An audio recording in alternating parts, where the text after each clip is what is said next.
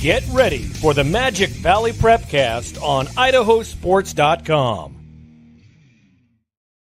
That's right. Welcome into another edition of the Magic Valley Prepcast on IdahoSports.com, presented by Ideal, Idaho's college savings program. We are here to talk the biggest storylines in District 4, week in, week out in the great state of Idaho. And we're trying to hit every week here in the new year 2025, even if that means some of us have to broadcast from places we're not used to. We'll talk about that in a second. But first, let's bring in our Magic Valley expert. It is the glitterati himself, Scott Burton. Yo, what's up, Scotty? What's going on there, Brandon? I'm still celebrating a Ram victory, if you can't tell. Yeah, you look like you, yeah, I got nothing. Sorry. I mean, it looks like Nacho Libre met the Ram farm, right? You know, it's like I got my Nacho Libre mask on, and it's honestly driving me crazy. But yeah. I picked up these little horns in New Orleans, and I'm sure they're probably cursed. So, you know, we'll see. I like to roll the dice. I'm a risk taker. Yeah. Here is Sam Buffington in the chat, Scott, on X. Hey, Glitter. Yeah. What up? What up, Glitter? Yeah. Well, okay. Let me just explain. This is the moniker this time around is this will be like the second weekend in a row that I like come home and glitter. And I mean, let me walk that back a little bit before I get myself in trouble. Last weekend, we had the big old Tiger Rumble, the Rumble in the Jungle with all the cheer teams from all over the state coming in. And so I'm there kind of helping out, doing whatever. And inevitably, you get glitter all over yourself. And as we cleaned up, that's all we found was glitter. Well, tonight is the dance portion of it, the dance in the jungle. So when we're done here, I'm headed back to more glitter, hence the moniker. Not where you thought I might be taking it when I started the story. I honestly thought it was going to be something related to an art project one of your daughters had or something like that. So, what? Am I the only one that's got some mental issues? Yes, Scott. As a matter of fact, as if you couldn't tell. I mean, yeah, seriously. Yeah, you look like you're going to a costume party and maybe not a good one. So here's Sam. Looks like you're going to a gala, Scott. Yeah, ooh, maybe a little more gala. Yeah. Gala's way too fancy for me.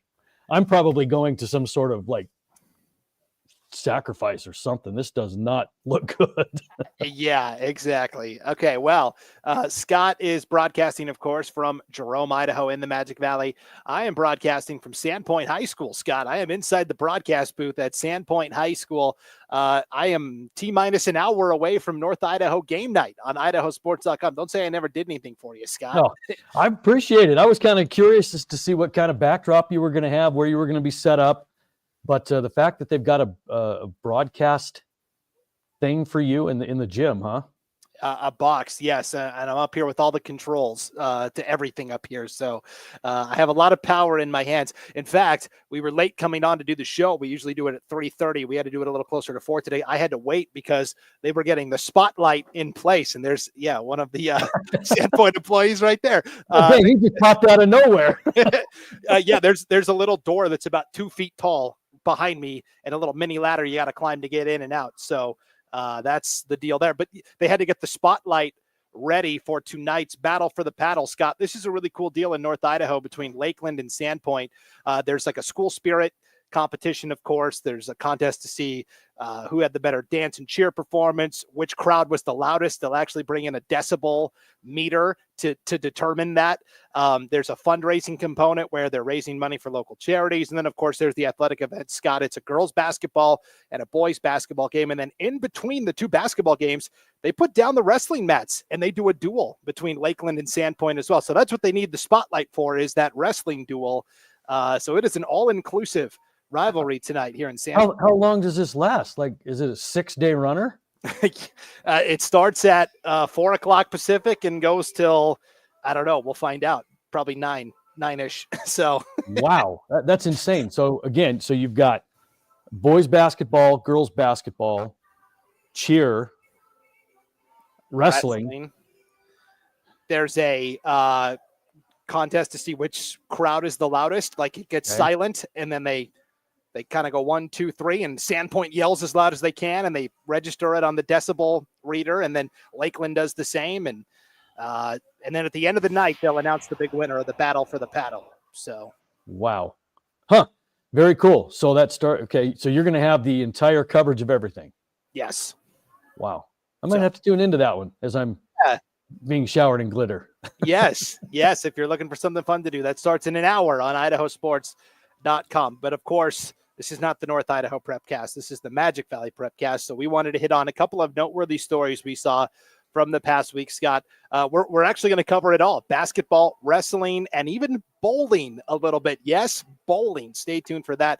Let's start with basketball, though, Scott, where Mountain Home beats Wood River last week in Great Basin Conference play by 10, 53-43. And on the surface, it just looks like, hey, a nice win for a Mountain Home team that had been struggling a little bit. But then you look underneath and you do some digging, and you realize that was Mountain Home's first victory since February 21st of 2023, nearly 2 full calendar years. A 31-game losing streak for Mountain Home is snapped with this victory over Wood River. What a great relief for the Tiger players and their fans. Oh, yeah, absolutely. And for, head coach Brian Bethel, too, it's, one of those things to where you become sometimes a better coach having gone through this stuff, because anybody could be a great coach if you roll athletes out there that just kind of boat race people. You don't have to do anything. Seasons like this, 2 seasons like this, whatever, that's going to test you, and it's going to make you a better coach in the long run. I've coached for a very long time, and I've had those great years where we just roll the ball out and take home a state trophy, and then there's others where you're coaching every single dribble. And I know what Brian feels like, because and it's not anything with the kids. I mean, the kids are probably working really hard, but so do washing machines. It's just a matter of, do you have the talent out there? And, congratulations to them. Hopefully that gives them a little bit of confidence and makes the game fun again. Yeah, the previous win before this victory over Wood River was back on February 21st, 2023. They defeated Canyon Ridge 48-35, Scott. And so you're thinking, oh, maybe we can get another one against Canyon Ridge. Well, that's kind of off the table because they're not even in the conference anymore. So you're gonna have to find a win against the new opponent somewhere, and they did over Wood River. Yeah, poor Wood River too. So I mean, they're gonna have to have that moniker. But good for Mountain Home. That's a long drought, and when you have that, it's tough to generate excitement, for a program sometimes, and you're trying to get these kids to come out. It's like, why do I want to come out and lose? Well, how about you want to come out and change it? How about you want to come out and put your own stamp on it? So you really do learn a lot about yourself as a coach, about a program builder, and really a community too. What does the community do in something like this? Because everybody loves to follow a winner. You're winning ball games, stands are packed. When you're not, if those community members are showing up day in and day out, then that says a lot about the following and the parents and the community they have as well. Yeah, just a big victory for Mountain Home, certainly, and for Wood River, a chance to get back at it here in basketball. But we're going to keep with Wood River, but go to a different sport, Scott. We're going to go to wrestling, where last weekend we had the 51st annual Buhl Invitational, where Fruitland comes over and wins the team title. Buhl takes second. That was kind of to be expected. But then the question was, okay, individual storylines. What are the storylines that pop out? And we had Wood River Jr. Garrett Larson winning the 165-pound title. That in and of itself is incredible, considering all of the great athletes from Fruitland and Buhl and Minico and Jerome that were there competing at the Buhl Invite. But I think even more remarkable, Scott, is what Garrett Larson had to do just to get back into the wrestling ring last weekend. Yeah, this is a kid that made his debut. He broke his collarbone mountain biking about 6 weeks before the season starts and has to work his way back. Now, I mean, think about that. How quick of a turnaround that is to break a bone, and one that is, stressed quite a bit when you're wrestling, and then work your way back. And he made his debut at the tournament. And not only is it, accomplishment enough that he's there, but he wins the whole stinking thing, and over top-seeded Trigan Hansen out of Elko. So not only did he participate, he did really, really well. Sorry, I forgot I was mic'd. Can you hear the music that's playing behind me? No, not in at the all. gym? Oh, okay. They got No, you're good. They got Dr. Dre playing right now on the loudspeaker. So I wasn't sure if that was coming through. So I keep muting myself. So. I thought you might have been losing yourself in a moment there, a little bit of flashback. Oh, that's Dre. I remember that. That's Eminem who said, you better lose yourself in the music, the moment, not Dr. Dre, but you know what? Funny thing, well played. I wasn't even making that reference, but way to pick up on it. You and you young kids and your rap music. But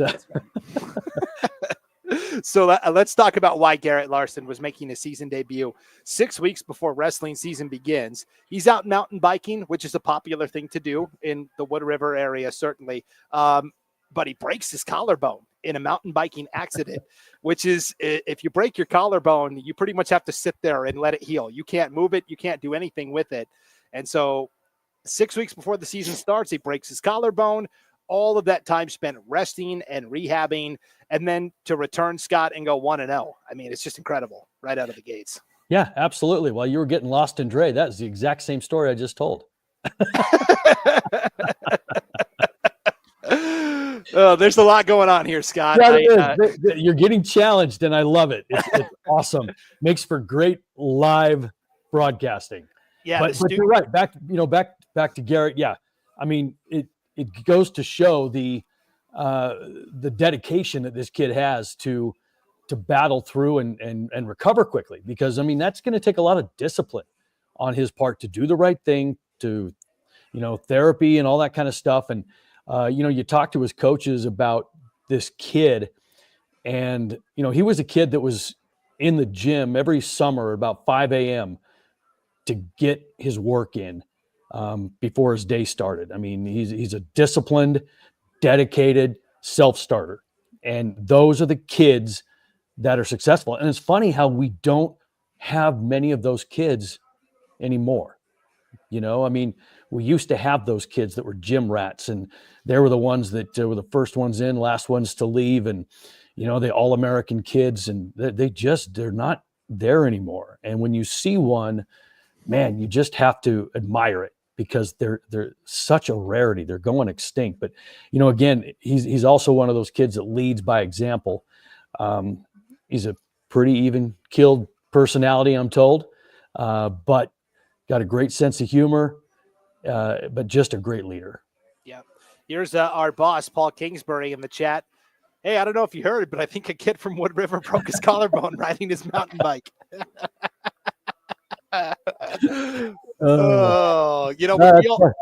When we all get together for state basketball in a couple of weeks here, we're going to have to, hey, did you hear about the kid from Wood River?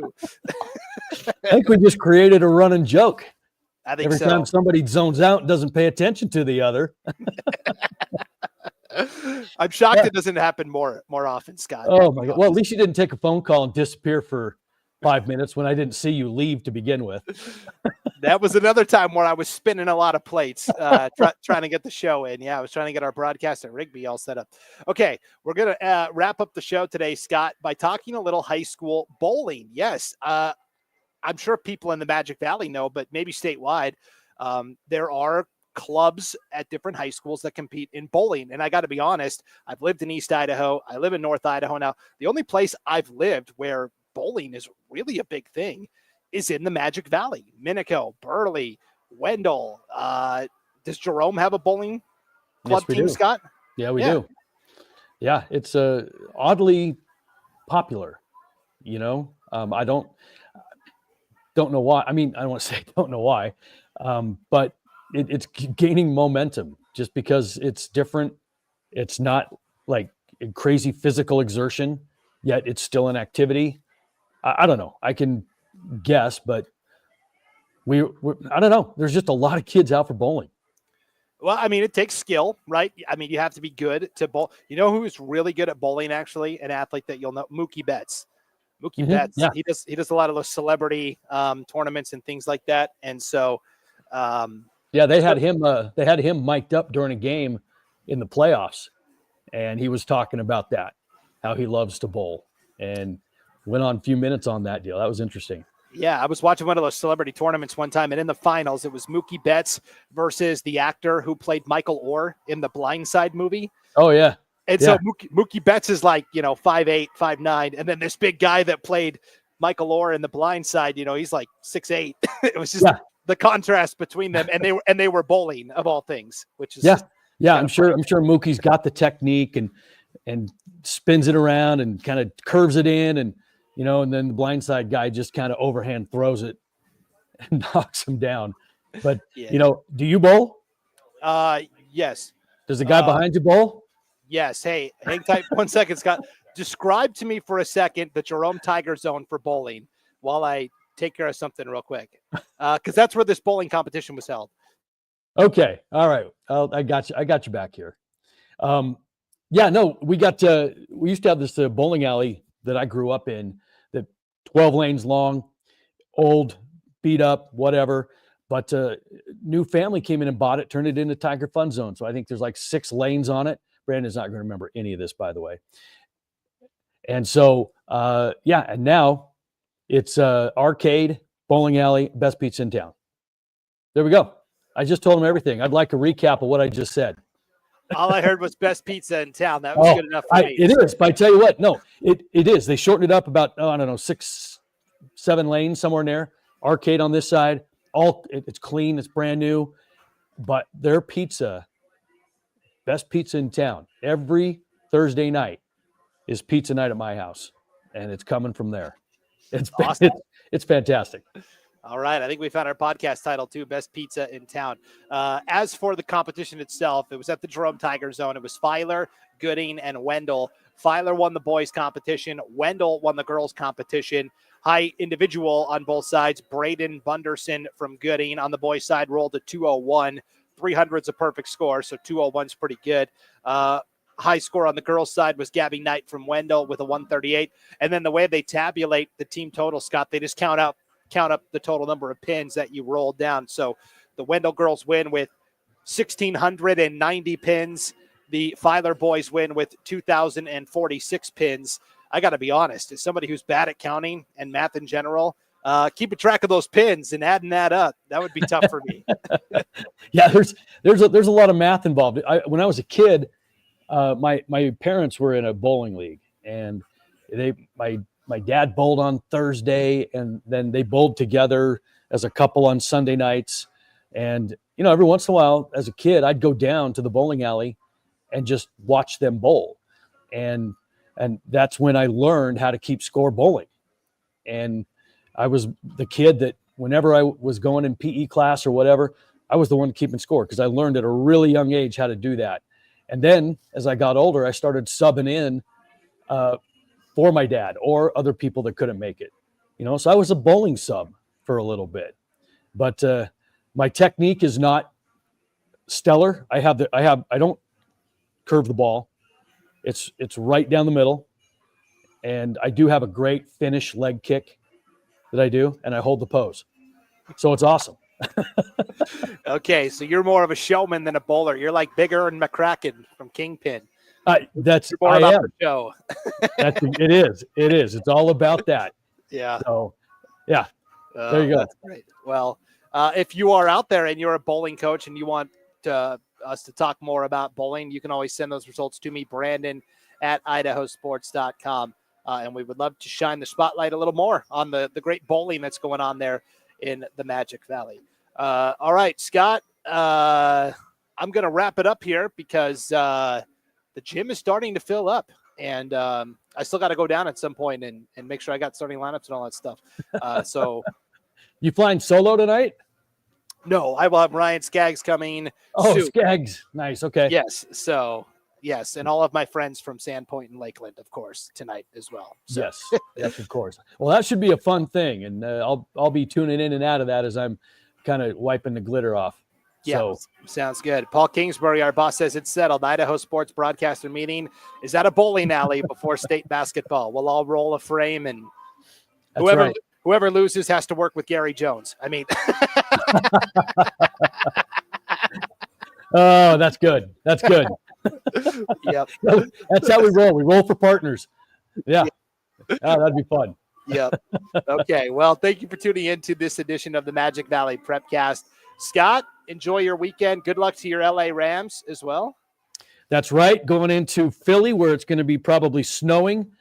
And I don't like our chances because Saquon Barkley is going to run all over us like he did the first time. And we can't stop the run anyway, and it's cold. So it was a nice run. Yep.